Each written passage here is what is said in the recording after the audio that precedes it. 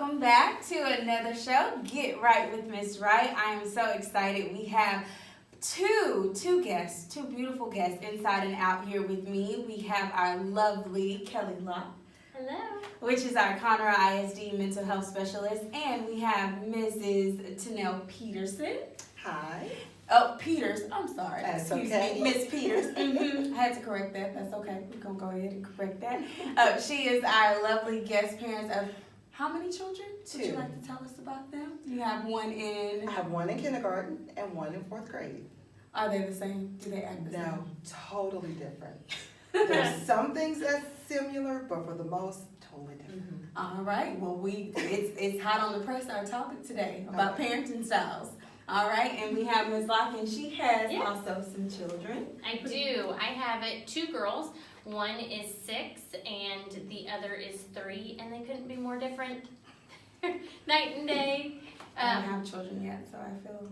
But that's okay. I'm You learning. have I'm taking 800, don't you? Okay. Yes, 800. All of our almost 1,000 students are my children. So I'm learning. I am learning from this experience. Uh-huh. Well, today's topic, parents, is all about which parenting style works best, because I know I titled it, I'm so frustrated. And I think it just has to do with, if y'all can comment, and we'll have Kelly start off with just the complexities of parenting, especially now in our just day and age in society, and how generations has changed, from just the traditional way of parenting to versus what's kind of best now. So Kelly's just going to kind of deep in, and we're going to answer some questions. Thank you, parents, for asking your questions on our Google form. We're going to try to answer as many as we can, and as always, if you still have questions after the show, please shoot me an email, and I'll make sure that I get you to the right person. So, Kelly, take us away. So we know parenting has changed. It's different. It used to be kind of a thing that we learned. So you would have girls who would start babysitting. And even if we go further back, it's kind of like their rite of passage. They would take care of kids. So you learned it kind of with a mentor, and they walked you through it as you took care of kids. We don't have that now. We have kind of flipped to a style of judgment. And with social media, you can post anything about your child. My brother-in-law posted a picture of him throwing my nephew up in the air, just like dads do, and the backlash that he got, and the criticism, and just started, just attacking. And that can really tear you down, and you're going, what am I supposed to do? What people jump on Facebook and say I should do, or social media, or how do I parent? Because people give their opinions quite a bit, and tell you what you're doing wrong. Yeah, and I kind of see that too, even though with some of my friends, or even, we always see it a lot with different celebrities, the different things that they post, why would you do that? You shouldn't do that. And I think it's just always that fear of judgment. Everybody's on the upfront of always criticizing. Yes. And so it's just almost to make you think did I do this wrong, or is this not okay? I'm just having fun. What are your thoughts towards, I know you and I kind of even talked about you not being on, social media. And maybe for that reason, because you're I'm actually on it, but I'm not on it every day like a lot of parents are. Sure. So, I may post something about my family every now and then, but I'm like you, it's you don't want to post something and then the backlash that you may get for something, fear of judgment. But I tend not to feed into it. It's the way I parent and raise my children. But you can also kind of take some constructive criticism from some of it and maybe learn from it. But don't take it to heart. Yeah. I think it's really, really different. I think it just really depends on when you get into the deepness of knowing your parenting style, knowing the correct way, or how should I say this? More so, I don't want to say just the correct way, the most appropriate way for your kids to ultimately be successful and be emotionally safe. Yeah, because that's kind of what we're looking for. Emotionally resilient kids, emotionally healthy, we hear that term a lot, but then how do we produce these kids? So there are 4 parenting styles, and they've been around for a while, but Madeline Levine, she's an author of The Price of Privilege, and she kind of brought them back, I guess, ideas, and talking about them. So, there's the permissive parent. So it's, I love you, but I can't set boundaries, so if a kid is riding around his bike and the mom says, come in, and they don't. And then it's like, okay, one more time, because the kid's just riding by. And so it's like, you change, oh no, 2 more times this time, and you wait. And it turns into when the child comes, and then you're like, thank you for coming on the 30th time around. So that's kind of where it is. You just are afraid to say no. This is kind of where sometimes the best friend parent falls into this, because if you're a best friend, how do you say no to them, so that one's hard.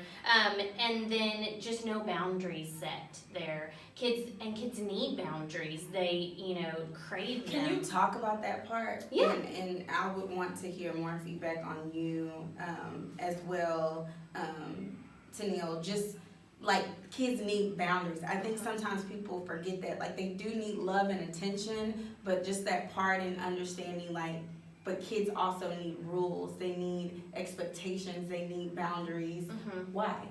Yeah. Why do they need that? It's really for safety and security.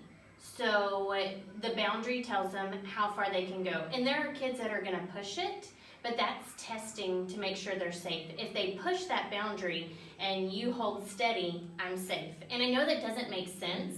Some people are going, that sounds like it, counterproductive, but it's a child's mind. Like, I just have to try it to make sure it's safe. And it's kind of the way I think about, sometimes if I'm at home and my husband's traveling, I'll go check the lock.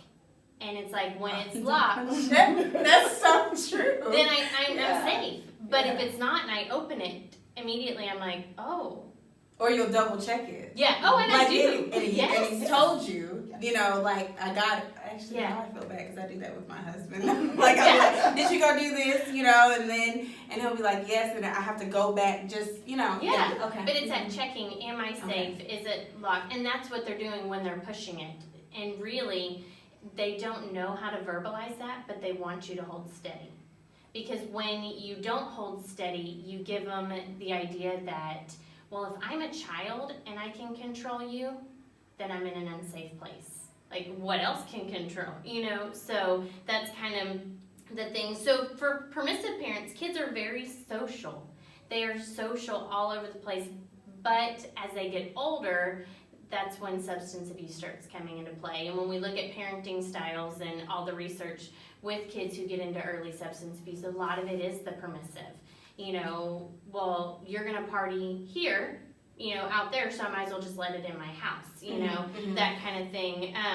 That's deep that you hit on that, with the boundary pushing. Mm-hmm. I don't think that we look at the little things that actually happen now in elementary. We think it's cute, we think it's harmless, and it's just like, oh, but okay, fine, be free and be lovely, not understanding as they get older, the more that they push those boundaries. Yeah. Well, Mom, can I go get this? Or extra, have your kids ever experienced anything with pushing certain? Oh, yes. The younger one pushes the boundaries more so than the older. Yeah. And, I try to, kind of bounce off with the younger one. Look at your sister, and I tell the older one, if you do things, your younger sister's going to learn from what she see you do. Mm-hmm. But the personalities, the younger one still pushes the boundaries Sure. to see how far she can actually go. Mm-hmm. So, but you still set the limit. Set the limit. I really do. And I tell her, I say, clean it up, for instance. She would just spread stuff all over the house. And then she goes, Mommy, I promise I'll pick it up. Oh, isn't that cute? Yeah. And then as soon as it's time to clean up, Mm-hmm. oh, my back hurts. Or I'm tired. Oh, yeah. I'm Those sleepy. excuses come Yes. And I said, They're but you good. promised. I said, so if you say you're going to do something, you have to follow through and do it. Yeah. And then she'll come back later and go, I'm sorry I didn't do it. But she would clean it up, but it was after several She'll keep times pushing. of repeating, pick it up, pick it up, pick it up, and then she eventually does it. Yeah. And we have to think about the seeds that we plant today, are the trees that we grow. And when we look at, the instance of kids on their bikes now, well, that just turns into a car when they're 16. So if, you tell them that they can only ride to the park and you find out that they were all over the place in the neighborhood, and you said the park, and you don't follow through with consequences. Think about that when it turns into a car. I told you you could go to your friend's house, and now you're joyriding around the neighborhood or wherever it is. So it just keeps getting bigger. But we start with those little things now, and we set the expectations, and then they know it. So that's a permissive parent. Sometimes they're called Disney parents. Just kind of, it's just gonna be fun. Disney. I'm like, hey, but I mean, it just is what it is, right? Like, sometimes, oh gosh, keep going. Yeah. I'm listening. So then, it's like the fun time. It is. It's all about the fun. The other one we're seeing kind of rise right now is the disengaged parent. And this is the parent who, if there's low demand and low support, they're there physically, but not emotionally. So there's a lot of high conflict situations there. Then we also see a lot of technology use in that parent, and they're kind of self-absorbed. And you can see these parents. I was recently on the Riverwalk in San Antonio, and I saw this child in the stroller crying, and the dad was sitting behind just tuned out, and he was on his phone. And that's an example of a disengaged. There could have been high stress reasons for that, but a lot of things that come into play with being that, and we go into something else because technology can be an escape when we have those situations coming. So it's the disengaged, not really actively wanting to get in there and parent. Do you think sometimes it's and now as I reflect on that, because I know that we just said like the Disney parent and disengaged, it's like, do you think sometimes that's very unintentional because it's just no awareness of the fact because we live in this fast-paced technology, like it's so easy. Of course, like when I go to dinner, and I have to be careful with myself as well as just being with my husband, not to pull out my phone, Right. At the dinner table. Yeah, stress is getting higher, so that's part of it when it's stressed and we just need an escape. There's that, and there's the point of parenting is hard. It is very hard, and so sometimes it's like, I just don't want to deal with that right now because I know what's going to happen. And so when we keep doing that more and more, then we become the disengaged parent. So that's on that end. And then we have the authoritarian parent, and that's the my way or the highway. So, they're looking at it and they have to set boundaries, and they understand that, but they're not willing to budge. And it's just, nope, this is what I said. We don't discuss it. This is it. I'm the parent. You're the child. And so that can turn into very high rules and high expectations, and sometimes that the child can't live up to. And shame can come into that of when just silly kid things, and you go, what were you thinking? I can't believe you did that. And it's to a 6 or 7 year old.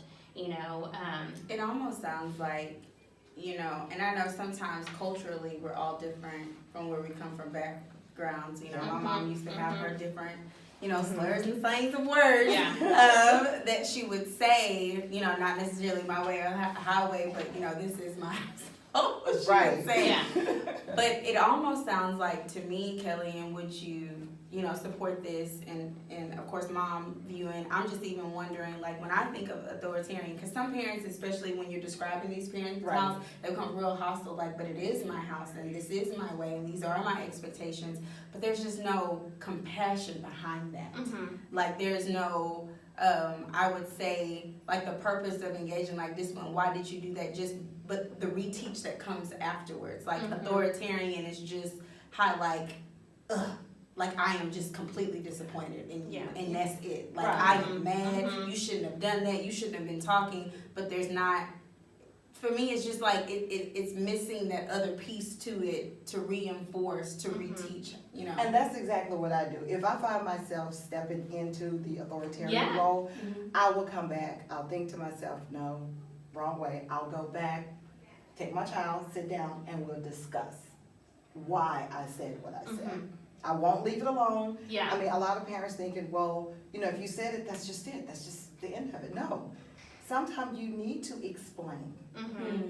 and reiterate to a child, this is the reason why, because my kids, they'll, if I actually tell them that it's my way, I don't want to hear what you have to say, just do it this way, it causes a little tension.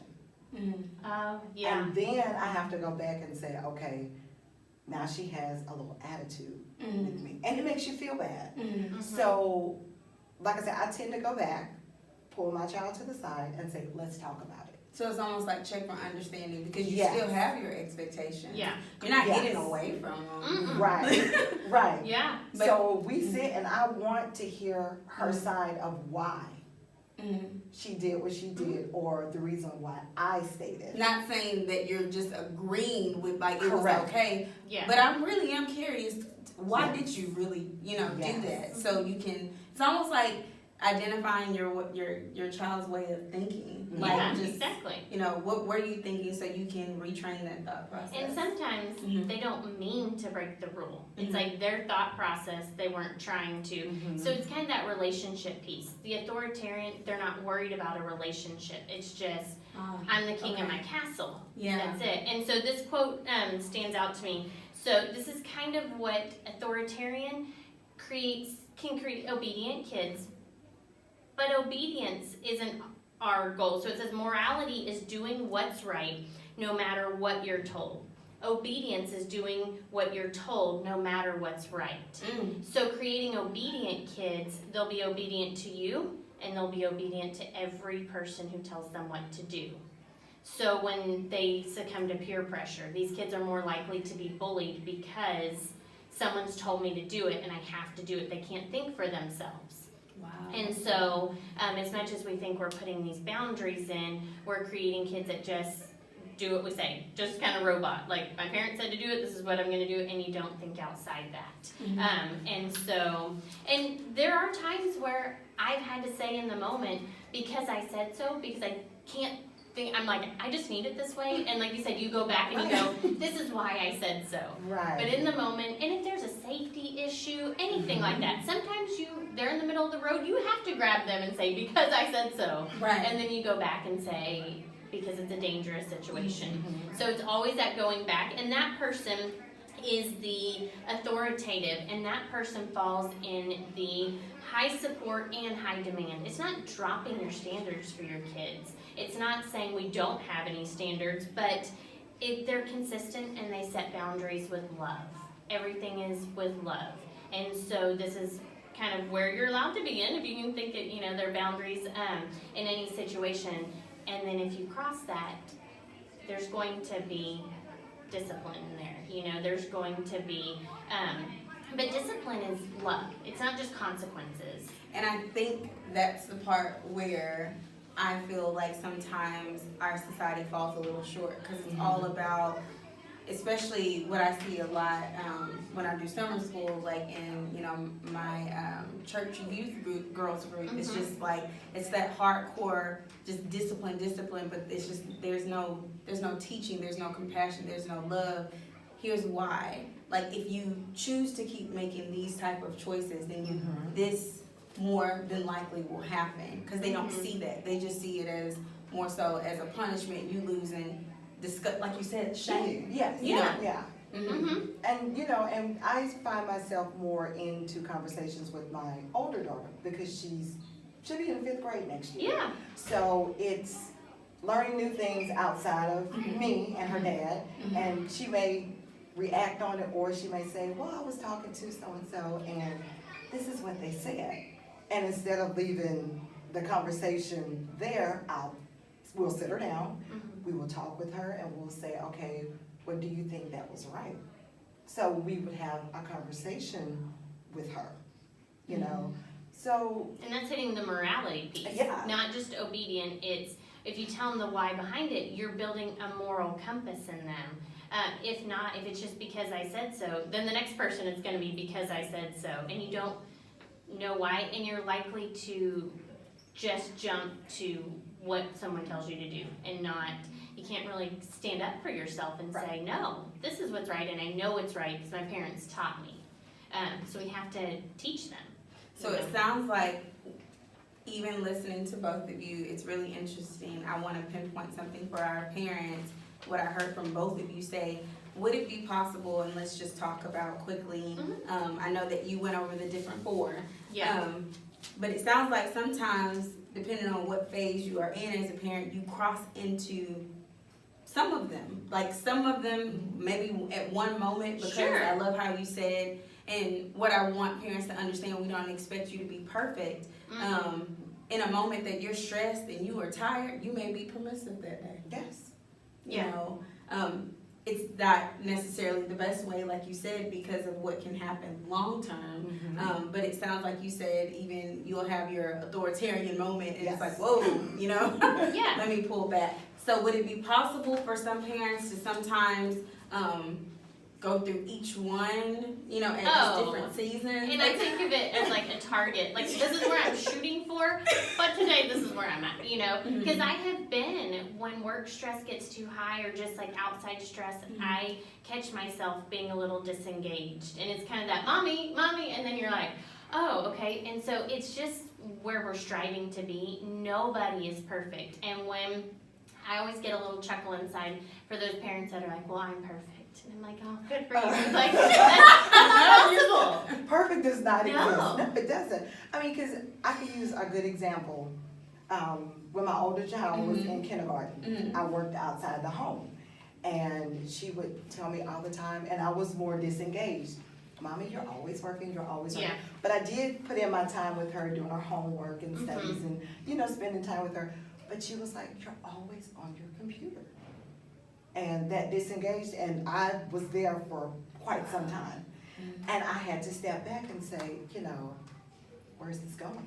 Was that guilt for you, just honestly? Yes, it was nothing but guilt. Yeah. And I just sat to myself and, you know, I'm like, something has to change. And I basically left my child, started working. What would you say? I'm so glad, and this is why these, you know, I feel like this talk show is so, you know, powerful with, you know, Kelly being here, especially as an educator, professional, and you as a mom, like, what would you, you know, say in that moment? Because I can only imagine some of our parents that are listening to this feeling like, well, easier said than you done. Like, I need my job. No, you know, it's hard. I Yeah. mean, you know, to say, okay, what do I do? You have to look at both sides. You have to look at family life and you have to look at work life. And like you say, coming back from the way we were raised, you know, my mom always taught me to put family first.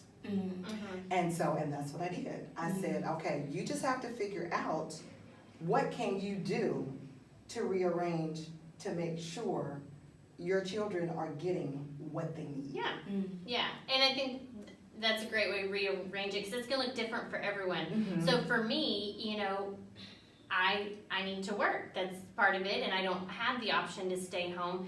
So we look at things, how do we make the most of the time we have? And so if you don't have the option to work from home or those things, it's just how do I make the most of it? And then what advice would you give as far as that reflection piece? Because I think that's powerful. Like, let me pull back. Like, do you find yourself constantly, you know, weekly? I don't know. I'm just interested to hear from y'all. Like, reflecting, like, am I spending time? Yeah, see it took me you prepare 2 for it. years. Yeah, and say this is what we want. So for me, it's even this week I'm reevaluating it and going through and just saying what are little things that I can do, because I'm a let's just get it all done kind of person, like, and it's just not possible. So I've noticed my 6-year-old just having a little bit of emotional issues. At school's getting harder. She's a perfectionist, you know, and so it's what are those little things I can do to fill her cup? You know, it's counselor language, but you know, and then okay, so my phones, I have a work and a personal phone. They're in my room when we get home, and I have said that, and that has been our goal. And then I kind of went back on it at times because I'm like, oh, but I need to do this, and so now it's just saying, no, now's the time for it to go back.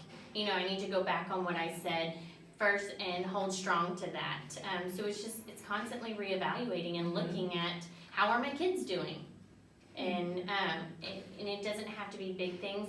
It can be something as small as, you know, taking taking them to McDonald's after Yeah. dance class, Mhm. and just spending that one-on-one time. If you only have 30 minutes in a week, and then you don't have to cook, so it's gonna help you out. That's true. You know, That's it true. could just be like, I've got nothing else, but there's, you know, Chick-fil-A or McDonald's right next to dance class. Let's go in there and let's have our time together. And I was just about to hit on that, you know, before we, you know, get into some questions. What would advice, or, you know, I don't know if your family does, just establishing that family time? Because part of the parenting, as you're starting to become, you know, more authoritative, and we'll make sure that we give you all that handout, Yes. so that you can kind of see the difference. How do you go about building that time to make sure that you guys have that time as a family to just conversate about the week? Where does that fit in, you know? Well, typically at dinner time is when we talk, you know, and we also kind of incorporate a little game at dinner time too.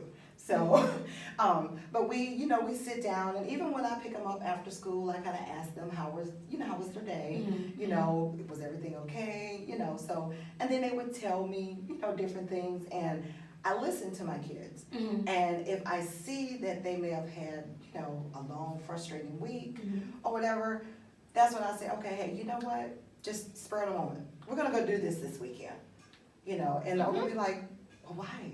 You know, did we? I said, no, we're just gonna get up and go. I can be very spontaneous and just say, let's. I bet they love Yeah, that. we'll just get in the car and drive to Mississippi. We'll just go. And she was like, well, who are we going to see? We're just gonna take a road trip. And we play games when we're doing road trips and different things, and they love it. So it's listening to your kids, noticing if they're having a good week or a bad week, and just trying to find things that, you know, that actually will bring them back to where they were before and beyond. So that's kind of the way I like that. It's raise almost my like in, like checking in, because I think we lose that too, just to say like, hey, how are things? And I know that that's like the norm of the conversation is when you say, oh, sweetie, how was your day? What do they say? Good. You know? And then it's like, go further. Right. You know, like, tell me what, look, I do it with our students all the time. Whoa, tell me what was so good. You know, what was the favorite highs part? and lows. You know, we do know. that. What was the high of your day? What was the low of your Like day? that, the high of your day, low. And just kind of hear what they're saying. You know, what was the low part of your day? And it's just kind of different than just letting them know that it's okay to have bad parts of your day. You know, it's going to happen. What would you say, before we also get into questions? Because I know that we have, of course, this is like our elementary parents, but I know some of our parents have some teenagers. Sure. So what advice would you give, especially with the best approach being authoritative to teenagers that may be a little bit standoffish, maybe not want you in their space, maybe just kind of, you know, getting through those middle school hormones like mama, you know, dad, you stay your distance, I'm that. How do you even reconnect that? Because even if sometimes that's broken, and let's just call it what it is, right? Sometimes things happen in our families that may cause a little bit of friction. And so sometimes that relationship needs to be remolded, reconstructed. How does a parent go about doing that? Because it's almost like maybe the parent was a little bit too permissive, and then it's like wilding out. How do you come back in? Yeah. That's I'm going because there's lots of ways you can do it, but I think just starting out, like when we look at the research on what is something that protects the kid from high-risk behaviors, or I guess you could say, what are the things that those kids who don't engage in high-risk behaviors, what is one thing that they have in common? And over and over and over again, the research is showing family dinners. Family meal together. She's like, yes. Yeah, and making that a priority. Yeah. And I know that's hard because we're here, but sitting down in family dinners, because so much comes out in that time, it's dedicated, they know it's there, even if it's a teenager going, oh, they have to eat, right? They have to eat. They have to eat. And if it's that right here, like we're not going to eat it, we're not going to eat it upstairs. We're going to sit down, and then it's all about the relationship building. So if you've been a little bit too much the authoritarian, and then that's when you're asking, like, what is something I can do to make our relationship better? Oh, yes, thank you, Kelly. Yes, we now we're getting a little deep. But I think that's important to own. And sorry, I'm getting so excited. Yeah. I'm so passionate. But I think that's something to own, especially even me, just as a counselor. Even when I was a teacher, parents, when you have made the mistake, and maybe you are a little bit too tough to own that and have that conversation. Like you asked that question, I want you to, say it again for our parents. What would you say at the dinner table when you have been so, and then, of course, the kid comes and it's like, I'm afraid to move or lift my finger or do something. Just, hey, I notice a little tension here. Is there something I can do to make our relationship better or to reduce the tension? If it's a teenager, you're going to throw them off and they're probably going to go, oh, no. And it's going to take them a little bit, so keep asking. And even the young ones, I had asked my 6-year-old recently, is there something mommy can do? And she's like, no, because she's a pleaser. So she's like, you're just wonderful. I'm like, okay. What? But that's that kind of that piece, like, I just want to please you. And so, but I planted that seed. I asked the question and I said, well, if you think of something, can you come tell me? And she will. She'll wait and she'll come back, and it's going to be kind of probably in a time when we're driving and she's not making eye contact, and she'll say, you know what I need? So you just ask the question and then say, will you let me know? So you open the door right there for them to come back. And keep it open. Yeah. I think that's the important thing. Like, Yes. well, there goes that. Yeah. So please don't take this advice and just like, well, I did, with what they said and I just got shut down. It seems like you really have to work at it. Yeah, like you just do. said, parents. It's a relationship. It is, because Yeah. like with my daughter, I will ask a couple of times and she will turn to me and go, why do you keep asking me that? Because I want to make sure we're on the same page, and that that when you are ready, I'm here. Just let's talk about it. And don't be afraid to speak freely. Because I want to know how you feel. Don't say it just to please me. If you don't agree, then tell me why you don't agree with what we're discussing. In a respectful manner, of course. But I love that. Just like tell me what's going through your mind instead of just, because I think that when kids, I know my mom allowed me just having conversations with me, what's wrong? Like I said, her expectations and her rules were her rules. However, she's like, let's talk about it. Right. And here's why. At the end of the conversation, I'm gonna be honest with y'all, it was still like no. Right. But it was more so that understanding she still allowed me to have a voice. Yeah.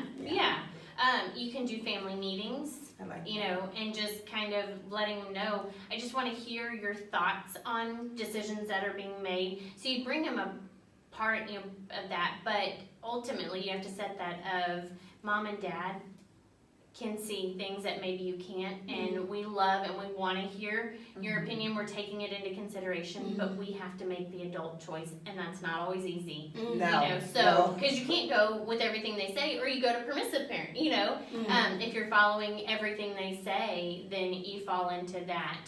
And if you find yourself too much in the permissive parent, it's having that conversation of, you know what, I've noticed I've let things go, and as a parent, I love you too much for this to happen. So if you always come at that of, I love you too much to allow you to make these choices that some of the choices will stay with you, in the decisions. And so it's, I love you too much to let you do this. And just keep putting it. And are they still going to say, oh, you're horrible? Yes. That's a teenager. You're the worst parent in the world. You get called the mean parent. And I wish we could flip it and wear that as a badge of honor and not take that as a shot to the heart. I like, know, and I hear so many parents, especially say that now they're like, my child like hates me, or my child gets so, mad at me. And I'm like, and that's so normal, because I used to get mad at my mom, and I used to just think that she was just evil and that she just didn't love me. But then I remember, like, my mom would say, certain things like, you don't understand now, but when you're older, you will, and you will thank me because I love you. I'm doing it because I love you. And I'm not gonna lie, I didn't understand. I'm like, what are you talking about? Like, it makes no sense. Like, you just don't get it. But now that I am older and I'm able to process some things, I'm like, oh, thank you, Mom. Thank you so much. It's probably somewhere around your 25th birthday. Yeah. That happens. Yes. Because that is when your brain is fully developed and that prefrontal cortex is right there. So even though we think they become adults at 18, no, that's not it. Their brain is not fully developed. They're still in the emotional part of the brain. So I remember that time around 25, 26 where I looked back and I was like, oh, this is why they did it. And so your kids will hit that point. But I think we think they're adults 18 or 20 or 21, and it's really 25. So I think that that's an important, segue into like getting into our questions. Yeah. Like the whole parenting, it's an evolving thing, and it continues. Yes. Even, past 18. They are adults, but there's just a certain way to nurture, empower, and still give, it's almost like wisdom, as they get older. Yeah. So one of our questions, we're going to get into some. Yeah. Our first question, Ms. Kelly, are what, we kind of already talked about it, what talks can we have with our kids as they grow for their development? So I know you said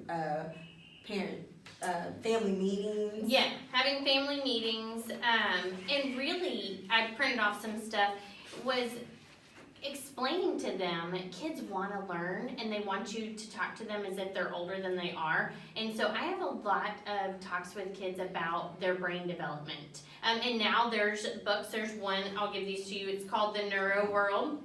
And I use this brain model when I teach kids, but it's written on a 6-year-old level. And it's teaching them what parts of the brain, what kind of drives you, where your emotions are coming from. And so it's kind of letting them know this is where you're at. And this is why you can't make all of the decisions, because your grasshoppers, what they call it, but that's your limbic system. It's your part of the brain that's just here for the party, for the here and now. It's all about fun. It can't plan ahead. So this is why I have to be, and it uses bugs, and so it's real cute. The dragonfly and the ant is the prefrontal cortex and the frontal lobe. And, I have to guide you, if you can kind of think about it that way. So it's in a fun way, and kids will look at it and go, maybe you have one who... Maybe it helps to answer those questions where we just said, sometimes our kids, they will do stuff and they honestly don't know. But if they're more aware of, like what's happening, it kind of helps them to slow down a little bit so that they can think through. And I think that that's a powerful piece, because another thing, what you mean you don't know, Right. And I find myself doing that. Yeah, I do. And they may not know in that moment, because I love what you said, their brain is developmentally, not at the same point as ours. Right. So we're able to rationalize real quick, of course not to do that, but to them, they're not there yet. You may have to give them a couple of seconds, like, okay, I'm gonna walk away, and I'm gonna come back and And walk. I do. I find myself having to walk away. Exactly. And, because my older one, she'll say something and she goes, what? I'm like, did you just hear what you just said? And she goes, what was wrong with it? And I'm like, and I have to walk away. Right. Twitch the eye. And then I come back and I say, have you had a chance to think about it? And she goes, oh, yes, ma'am. Yeah. I did. And then we talk about it. Yeah, exactly. So. Because those things that get you, that make you angry, those triggers you have, that sends you into the emotional part of the brain. And so 2 emotional brains are just going to go at it, because you're not thinking clearly. No. And so you don't realize how quickly you can switch to that. Most of the time you're not in that brain, you're in, the thinking part of the brain, but your kids can take you there real fast. Yes. So, and then that same author has a book for parents. It's called The Resilience Formula. Proactive, not reactive parenting. I like that. How do we set up proactive things, and so that we're not just reactive to what they're doing? So I just love the way she writes, and she's a former educator, and she works with neuroscientists, and so it's really fun way. And she also We'll has put those books in the link below. the Center for Resilient Leadership. So there's tons of things like that about talking about brain development. Awesome. Well, our next question is, why are my children so different from each other? And maybe but that's a fact. I see, and it's so funny, I love all of my, especially my Bradley parents, because I know some of them that have 2 or 3, and they are, sometimes the span of them are just completely different, like you said. So why? Why are they just so different? Why do you have to even adjust? Why do you have to, maybe change your tone with this one, or change the way that you discipline, one from the next? Why? Well, there's a lot of different theories and, birth order, personality, but it's kind of just a genetic makeup. And a little bit comes from us. Nature and nurture play into it. But, there was one part of that how do you not play favorites? And that was that our next hit question. me so hard because my 6-year-old is me.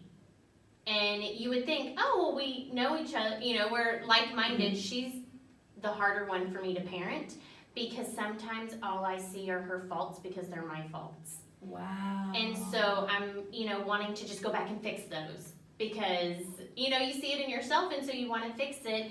And with parents, I have one that has chronic illness and so it's like my time goes there. I'll add this too. Keep going. But the younger one, I could give her a quick answer, kiss on the forehead, and she's good. And she's off to doing just whatever it is she does. Yeah.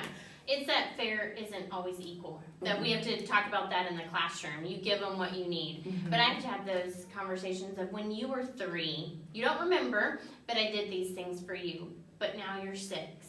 And so it's going to look different for you. Wow. So it's a lot of conversation. Yeah. You can change things. All right. So our next question is raising your voice to get their attention harmful to their emotional development? Woo! So everyone's like, what? Yeah. So I have 3 things about that, and it can fall into any category. But there is a muscle in the inner ear, and so it is part of our survival. And when we are in a stress state. So you can kind of hear people talk about they had like tunnel hearing. They couldn't really hear, or Charlie Brown teacher kind of thing. Well, that was that muscle going down. So the things about it is that if you raise your voice and quicken your pitch, kids cannot hear you. It's biologically impossible. So I laugh because sometimes I get irritated as a mom because when I get stressed, I already talk fast and then I talk faster and I raise my voice. But then when my husband comes in, slower pitch, he's calmer, slower speech, lower pitch. I get the same thing. Like that. And so when I learned that in one of my trainings about the biology of the inner ear, I'm like, that just changed my world. So you have to, slow down your pitch, or deepen your pitch, and slow down the pace.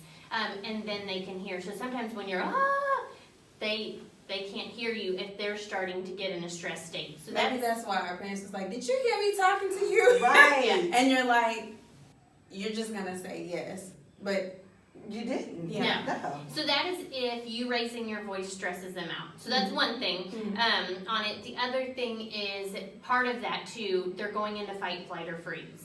So when you start to evoke a stress response, so you raising your voice stresses them out, they can only respond in fight, flight, or freeze. Freeze is when that ear muscle kind of goes and, they just sit there staring at you, that blank stare. Oh, I get that all the time. Yeah. Fight is when they're going to yell back at you, and then flight could be just leaving the conversation, just gone. I'm done. Hanging up a phone. So those kind of play into it. The other thing we have to be careful of is if we always raise our voice, that becomes who we are, and it becomes less effective because they're like, oh yeah, this is it, mom's gonna yell, I get that. Because I get my moments where my voice goes, and when I actually calm myself down and start to talk, they're like, oh yes, and I'm like, how come you didn't hear me earlier? Because my pitch went up. And it does. My daughter would tell me, Mama, why did you just yell? And I'm like, I apologize, but I was getting no response. And I think it's safe to say, like, it does come natural, though. Like, didn't I tell you? Like, I mean, when stuff happens, like, it does. But I like how you said it's almost just being mindful, like, of how many times that you are. It kind of goes back to the book that I want to put on the text, like, that whole reaction. How many times are you reactionary? Because I do hear from parents, too. Like, when the dad comes in, everything's just, okay, yes, sir.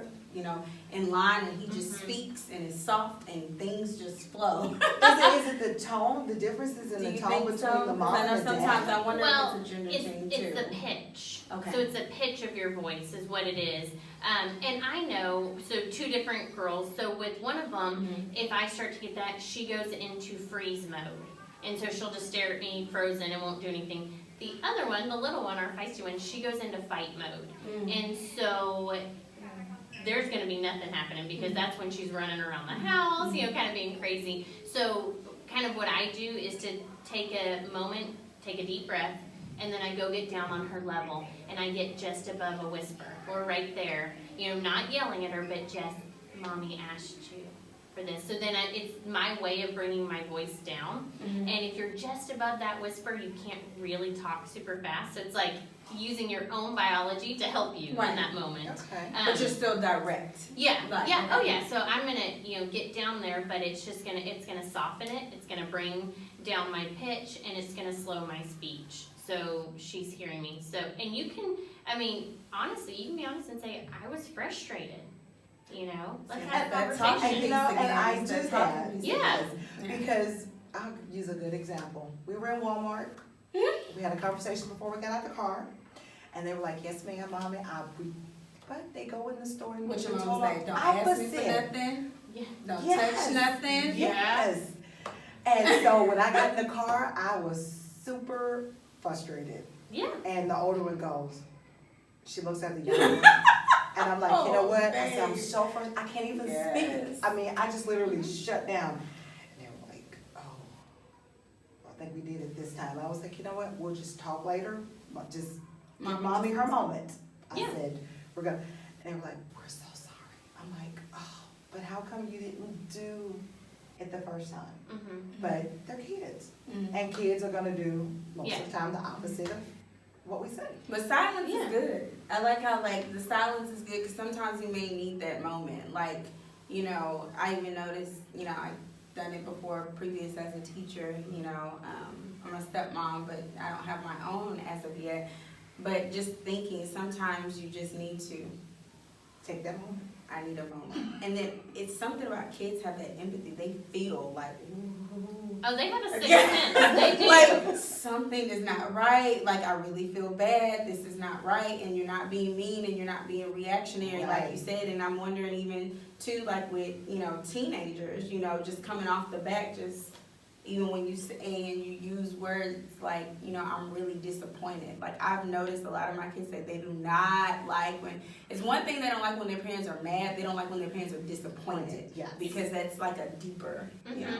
And taking a moment teaches coping skills to them, because it's okay to take a moment, but it's making sure you're not going to react in anger. And if they're old enough to be in the house unsupervised, like right there with you, then you can go and lock your door. Oh, they will come knocking. And run a bath and just, you know, take a moment and just giving your time, hi, you know, and you can even say, I love you too much to react in anger. So you always using that, it's a love and logic tip to say, I love you too much. Just, you know, and but if you have to take a deep breath, sometimes I'm like, Mommy's a little frustrated, and so we all take deep breaths together, and we all, you know, maybe turn on some calming music, or, you know, even just turning on inspirational music, whatever it is, and they see that. So when they get frustrated, that's what they're going to do. So they do as you do, not as you say. That's what it is. They watch you, and they become you. That's awesome. You know? What's the real big problem with being your child's best friend? Yes. So we are in the society of my BFF t-shirts, you know. But what we have to be careful of is it creates role confusion, because you're my best friend. And then it's like a deeper hurt when you discipline them, because, I mean, think about if you disciplined your best friend, how that would be. And it just doesn't understand. So it's like you're here as a parent, and you need to be. You're up there and you're guiding them, and your child's here. But it's like, and then they start talking to you as like their friend. And I've had to have the conversation with my daughter and say, I am not your peer. I am not your friend. We are not on the playground. And that's not how we talk to each other. You know, because, and then she tries to get right in there with her dad and I to make decisions, because she thinks that she's on the same level with us. And you're not. So that's like, when you start getting that BFF, it's adding a third parent into the mix.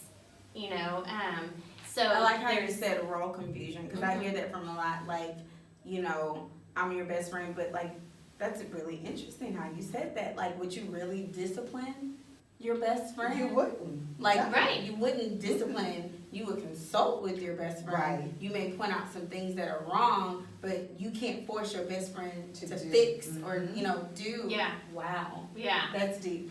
So we just have to watch that, because when I worked with high school and junior high girls, over and over I again, think that's the biggest thing for that age group. yeah, they would See a come lot. and they would sit down and they'd say, Miss Locke, I have enough friends, I need a parent. Wow. And it was that I just don't want my mom to be my best friend. I want her to be my parent. And even now, if I think about my relationship with my mom, we are very close, but she's still higher than me. She's got that wisdom, and I put her there because that's a special place. And so I don't want her to be on the same level as me, because it's like we're not the same. And so you got to think about that.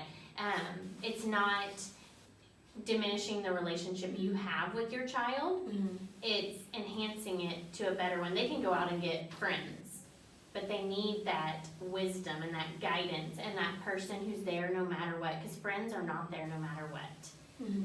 But your mom is, Right.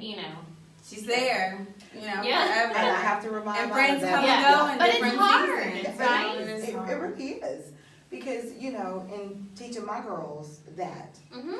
and I want them to feel comfortable and know that mommy can get down and be silly with you and act like one of your friends, Mhm. but I'm not your friend, I'm your mother. Yeah. And, and know that you can come to me and talk to me about anything. Mm-hmm. Feel comfortable. Sure. Don't bottle it up Mhm. and then you go and try to seek advice from someone else, Right. and it may not be the right Yeah. advice. So always Yeah. know that you can come to me, Yeah. so. And it's kind of that, if we're best friends, we're over in that permissive. Mhm. Because, you're really not gonna have those super hard conversations that need to be had, It's, you're kind of listening to your best friend and you're like giving advice, but then ultimately they get to make their own choice. Mhm. You're not controlling that choice, or, you're not guiding that choice, you're just kind of, you talk it out and then they go on. So you fall into that. Or not permissive. being brutally honest when you know that you need to be. Because I think with all of our best friends, I know some people may feel like, well, I can be honest with my friends, but sometimes there's just certain things you just won't say. You hold back, yeah. Yeah, I was like, everyone does. But you can't do that when it comes to your kid, No. Right. you want them to grow. Mhm. So let's just quickly, before Yeah. we wrap up, we've got some questions that I asked for you to reflect on. Mhm. And Kelly's just going to shoot away with her best advice Yeah. and her best answer. So number one, Yeah. do I want, when we ask ourselves to be continuing successful parents as authoritative, Mhm. do I want what's good for my child or what's best? Well, good makes me think of in the moment. Hmm. Whatever's good is in the moment. They, want ice cream, and that's good for them, but then you gotta look at what's best, what's long term. And so, that's always the best is what's long term, what's gonna, stick with them. Awesome. So, yeah.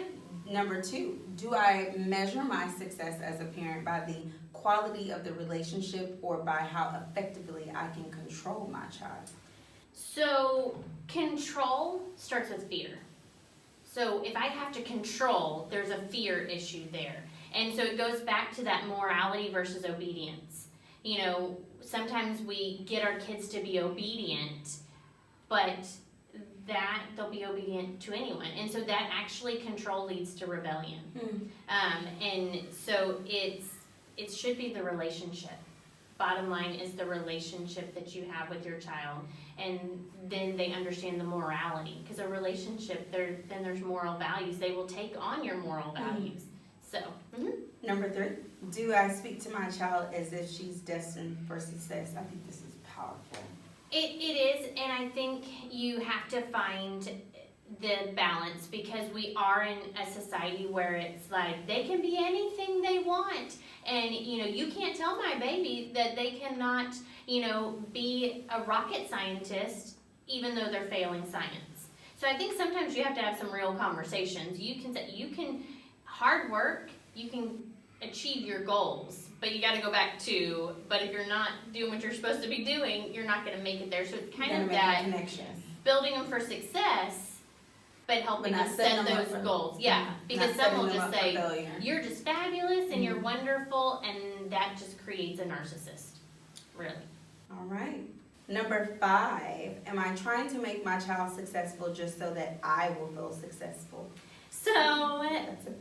that self-awareness piece we talked about, it can choke you at times, right? You know, because are we putting our success, you know, why are we hanging it? And that is a hard thing. If a child is responsible for us and how we feel and our success, how do they live up to those standards? Because then we create these perfectionists that are so afraid, and then guilt and shame comes in there because if I screw up, that crumbles my parents' reputation.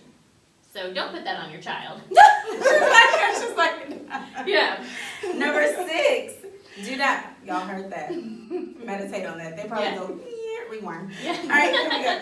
Do I recognize, this is tough, that I'm responsible to my child and not for her? Yeah, and that's hard in our judgmental world because people will be like, oh, you know, and since my little one was screaming and crying because I wouldn't let her throw things in home goods, Mhm. and so screaming, I told her, if you throw something else, we'll have to take a break in the bathroom. And she threw it, and so we went. So she's screaming, crying. I'm getting those judgmental looks the whole way, and they're probably thinking, she is not a good parent. And I thought, you know what, but this is me being a good parent. Yes. Because I'm taking her. So it's that thing of you're not responsible for their actions. They are their own human. You can only guide them. You can be the most amazing parent, and your kid can screw up because they're going to make mistakes. That's You when I know. dropped it. I was like, but that is so deep, and I know we don't have a lot of time, but like you just hit it on the head because I think that's it. You can be the most, the best, amazing parent, but they're their own human, Yeah. and they make their own choices, and they do Yes. what they want. The only thing you can do is help them navigate and guide. And that is it. So, Mhm. yeah, you're not responsible for their behavior, but it can be hard. All right, number 7, we're almost done. Yeah. Do I model the behavior that I want my child to exhibit? Oh, I love this one because it's that do as I say, not what I do. But then that's how do I trust you? Because if you're going to say I have to do this, but you're doing this, so they will follow what you do, so you have to model that behavior. I think that goes back into like even our last episode with Yeah. reading. Oh, yeah. When I was saying growing as a reading family, do you value reading? Because it's hard telling, your son or daughter, you got to make straight A's or you need to be doing this if we're not taking that responsibility as a family to grow and really engage in reading. So you got to model that enthusiasm, even if, reading may be difficult, finding a way to let them know, hey, this is difficult, but we're going to do it together because I value it. I want you to value it and show that. Because if you're not, I don't read, then it's like almost like why expect your, kids to want to read. And if a kid likes their life and they think, oh, my parents provided a good life for us, so they're going to think, if you're not doing those things, I don't really have to do that. Right. And I can get at this level. I can be where my parents are and not really have to do what they're saying. So then it just takes the power out of it if you're not willing to do it yourself. And you can't ask your kid to do something you're not willing to do yourself. Right. Yeah. That's serious. Yeah. Number 8, do I focus more on what my child does or who he or she is becoming? That's hard. That one is kind of, I could take that in so many different areas. But I think just for time's sake, the thing is, it's not every little thing that they're doing. It's who they're becoming, I think, because it's, they're gonna have some times where they mess up, and so, but it's who they're becoming. So what lessons are they learning when they make these mistakes? It's like the love and acceptance. Yeah. Because if they are completely different from you, or one may be just like, hey, they're just, I don't want to say loosey-goosey, just real passive. And maybe you're not. Maybe you're a go-getter, mom, and you're like, I like structure and I like that. It's like accepting that that's where they are, but try to help them navigate through some things. They can still be, for who they are. I think that's important to value that. I mean, I know that there are some non-negotiables, but I think it's important to have that acceptance. Like, I don't really like that, but that is your personality. Yeah. And then sometimes if it's who they're becoming, that helps you get through these tough times. It's not about what they're doing right now. It's about who they'll become in the future when these life lessons pay off. Absolutely. Ooh, number 9, you kind of already hit on it. We're almost done. Do I end every lecture with love? Well, You hit on that. yes. And we have to ask the question, why are we lecturing? So a lecture is really for the parent, because the kid will tune you out. And think about it. Do you remember like powerful lectures when you were a kid? I mean, and there might be some, and you might go, okay, those are, but if you're like, no, I mean, it just turned into want, because I think the word lecture may be used a little too globally. I mean, there's a time for teachable moments, and then there's lecture. So teaching is with love and guidance, and lecture is just, you did this, and blah, blah, blah, and, you know, because those are never going to, lectures don't ever work. But teaching with love. I like that. I like And how you guidance. describe the difference, because sometimes it becomes the yelling fest. Yeah. And that's just like, you should have done this is what you're supposed to do, and it's just like, oh, well, there she goes. I can't do it. And then they start to have that shame, I can't do anything right. I'm hopeless. You know, like, this is just what it is, without just that compassion piece. And you don't want to should on your kid. Ooh. That we learned that in grad school, and I say that because everybody laughs when I say it. But it's like, or even on yourself. You should have. Yeah, you should have done this, or you shouldn't have. When you start getting into the shoulds, it's bad. So you got to catch that in yourself. Number 10, our last one. Do I ask my child to make a commitment, or do I force him or her into doing things? So my question is, why would you force them?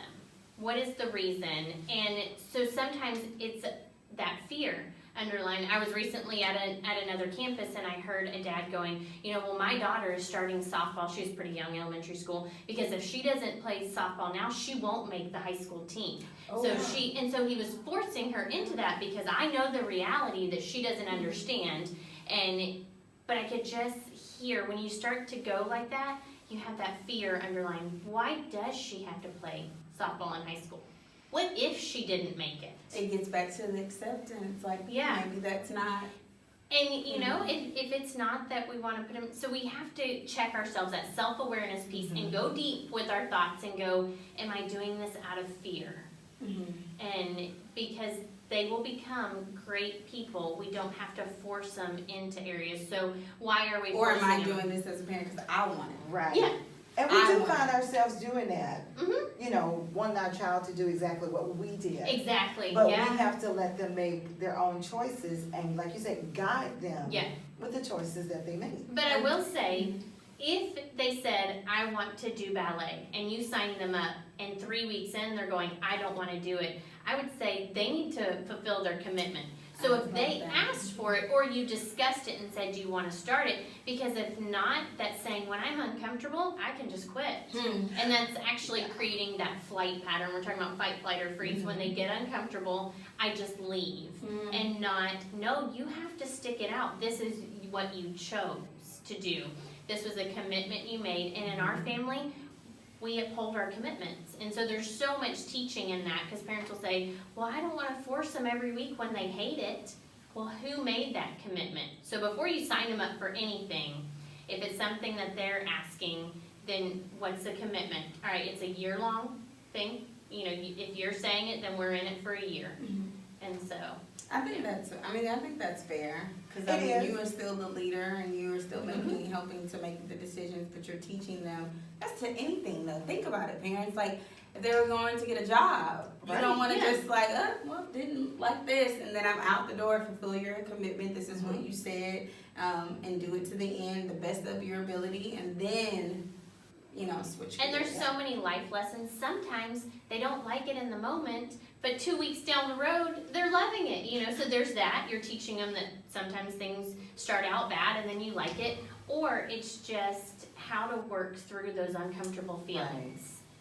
How do I work through that? And that's so good, because right now we have a generation of high school kids that they're not used to being uncomfortable. And so they're crumbling. High school and college, they're crumbling because I don't like to be uncomfortable, and so it's kind of ramping up their anxiety and all, because they didn't learn when they were little how to deal with being uncomfortable. So, We talked about it. Yeah, we did.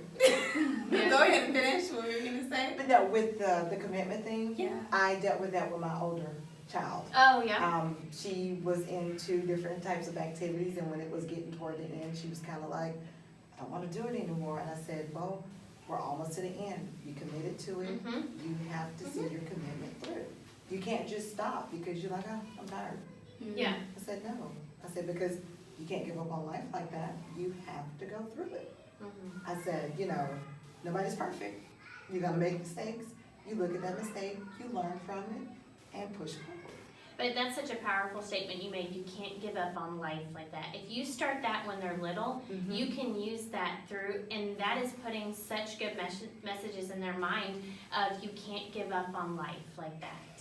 And yeah, that's so It's a good. reflection piece, but you can say, do you remember when this happened? That's what it's Yeah. all about. What I'm getting from all of y'all, and we'll conclude with this, is that parenting is a process. Yeah. Yes, it is. It So is. out of your frustration, I hope that my lovely parents, you were able to take some information today and really reflect. And I think that's the biggest piece. Take some time for yourself to reflect on what's working, what's not working, and how you can improve. Because I feel like innately in our hearts, we all want to be great parents.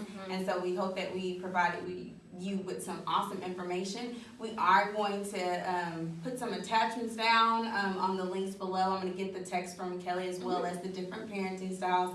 And we want to hear from you. So if there's still a question, burning question that you have, we want to make sure that we address it. I'd like to thank y'all for Yeah, joining thank you. me. Yeah. And we will be back. Kelly will be back pretty soon. And thank you for watching Get Right with Miss Wright. Bye-bye.